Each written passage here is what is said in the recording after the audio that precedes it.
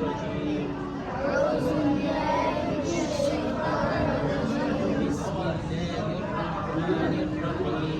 بسم الله الرحمن الرحيم.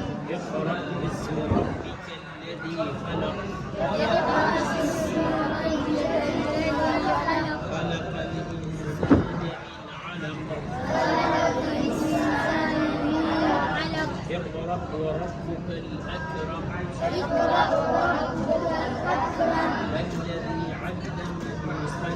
الذي علم بالقلم. علم الإنسان ما لم يعلم.